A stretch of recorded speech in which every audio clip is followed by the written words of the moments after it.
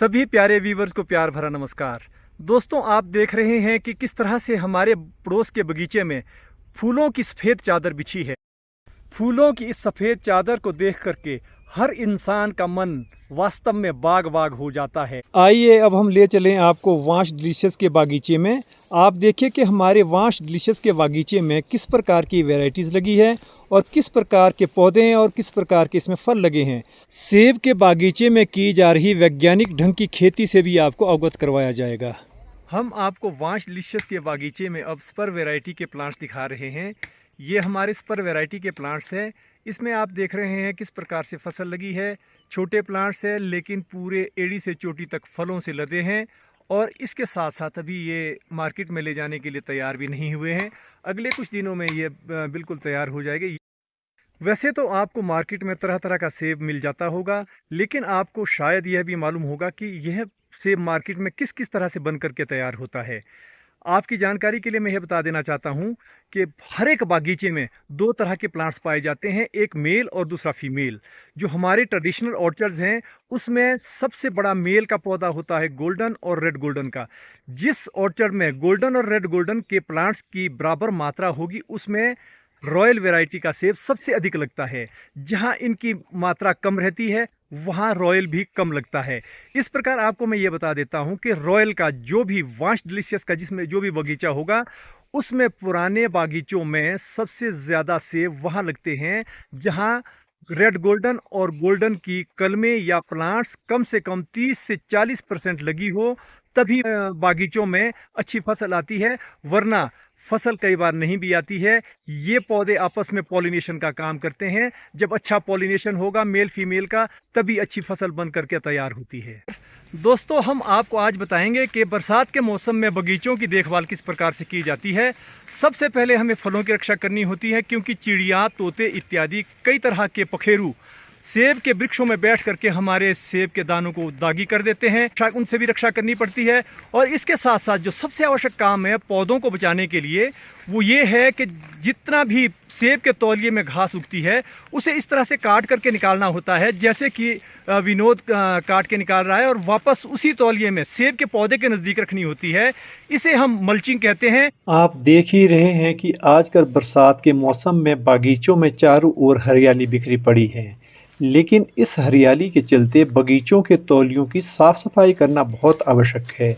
अन्यथा यही हरियाली यानी यही हरी हरी घास बागीचों में सेब के पौधों की पत्तियों का पतझड़ समय से पहले करवा देती है।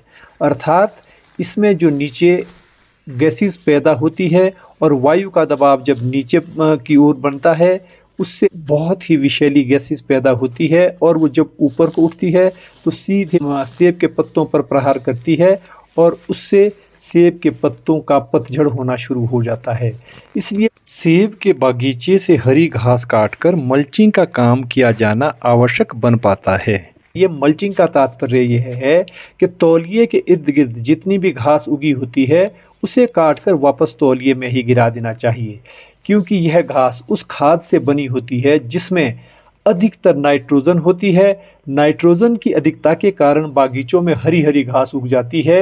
नाइट्रोजन को वापस पौधों के साथ मेंटेन करने के लिए हरी घास काटकर वापस तौलियों में डाल दी जाती है, जिससे जितनी नाइट्रोजन हरी घास खींचती है वो वापस तौलियों में सेब के पौधों को मिल जाती है। और इसके साथ साथ जब हम हरी घास काटकर वापस तौलिए में डालते हैं तो उसके पश्चात नई हरी घास उगने के चांस भी कम हो जाते हैं। बागीचों में बरसाती हरी घास होने का एक और नुकसान यह भी रहता है कि बागीचों में कीट बोरर की संख्या अधिक हो जाती है। बोरर दो तरह के होते हैं, एक रूट बोरर होता है, दूसरा स्टेम बोरर होता है। इन बोरर के एग्स लगभग जुलाई मास में ले हो जाते हैं और ये एग्स धीरे धीरे प्लांट्स के नज़दीक आने शुरू हो जाते हैं। प्लांट्स के नज़दीक आते आते कुछ बोरर भूमि के नीचे भूमिगत होकर के उन प्लांट्स के रूट्स में ऊपर आ जाते हैं, और कुछ बोरर पौधों के नज़दीक आकर स्टेम को खाना शुरू कर देते हैं। इससे पौधों के सूखने के बड़े चांस होते हैं, क्योंकि ये बोरर पौधों का रस चूसकर पौधों को सुखा देते हैं। इसलिए यह अति आवश्यक बन पाता है कि हमें बरसात में बागीचों से हरी घास निकाल देनी चाहिए, जिससे कि हमारे बगीचों में बीमारियों के होने के चांसेस कम रहते हो। बादलों की घनघोर घटा के नीचे धुंध के बीच छिपा छिपा जो गांव दिख रहा है, यह एशिया का सबसे रिचेस्ट विलेज यानी पर कैपिटा इनकम वाइज सबसे अधिक आमदनी वाला गांव मड़ावग है। इस गांव के हर व्यक्ति की आय सेब के बागीचे से कम एक वर्ष में 70 से 80 लाख के बीच और अधिक से अधिक करोड़ों रुपए की आय होती है। हालांकि ये किसी और तरीके से आय नहीं होती है, बल्कि एक किसान और बागवान खेतों में दिल जान झोंक करके आय प्राप्त कर रहा है। मड़ाव का ही दशोली गांव अच्छे सेब की फसल पैदावार करने के लिए धीरे धीरे अपनी पहचान बनाता जा रहा है। वैसे तो पूरे शिमला जनपद की एक एक घाटी और पहाड़ी एप्पल वैली के नाम से मशहूर है, लेकिन मड़ाव की एप्पल बेल्ट में ऐसे भी बागवान हैं जिनके बागीचों से हर वर्ष 10,000 से 20,000 तक के एप्पल बॉक्सेस निकलते हैं। संयोगवश मेरे वांश डिलीशियस की एप्पल फार्म भी मड़ाव बेल्ट के सामने है, जो देवत वैली में पड़ती है। देवत एप्पल बेल्ट भी एक मशहूर एप्पल बेल्ट है। यानी मड़ाव मेरे गांव के साथ लगता एक पड़ोसी गांव है। हम बागीचे में ये रिटेलिंग वॉल का कार्य करवा रहे हैं ताकि वर्षा आदि बरसात के कारण हमारे बागीचे में भूस्खलन ना हो, पौधे इत्यादि को नुकसान ना हो। ये भी ऑर्चर्ड मेंटेनेंस का एक हिस्सा है, जिसके चलते हम ये रिटेलिंग वॉल का कार्य करवा रहे हैं। अब हम आपको अपनी एप्पल फार्म से बनने वाले भूदृश्य का नज़ारा दिखा रहे हैं कि किस प्रकार से हमारी एप्पल फार्म से दूर दूर तक के परिदृश्य बन पाते हैं। आप एक और देख रहे हैं कि ये छोटा सा झरना जो एकदम हमारी एप्पल फार्म के सामने है, बरसाती झरना है, जिसका पानी एकदम साफ सुथरा और पीने योग्य होता है। अब आपको नेचर का एक और नज़ारा भी दिखा लेते हैं कि किस प्रकार से हमारी एप्पल फार्म के सामने से धरती से आसमान की ओर इंद्रधनुष तनी है। इंद्रधनुष के इन 7 रंगों को देखकर मन में कौतूहल सा जाग जाता है। यह वास्तव में प्रकृति के वो रंग है जो कभी कभार ही देखने को मिलते हैं। अब हम आपको एक ऐसे पेयजल स्रोत के बारे में जानकारी दे रहे हैं जिससे हमारी एप्पल फार्म सहित 3 गांवों के और लोग फीड होते हैं। यह झरना समुद्र तल से लगभग 9,800 फीट की ऊंचाई पर है। इस झरने का पानी 12 मास रहता है। यह झरना आयुर्वेदिक जड़ी बूटियों और वनस्पति से घिरा रहता है। यह झरना अपने साथ बेशकीमती मिनरल्स को लेकर पूरे 3 गांवों को फीड कर रहा है। यही झरना आगे चलकर एक बड़ी खड्ड के रूप में परिवर्तित हो जाता है। यह खड्ड तमसा नदी की एक सहायक खड्ड है। तमसा यमुना की सहायक नदी है।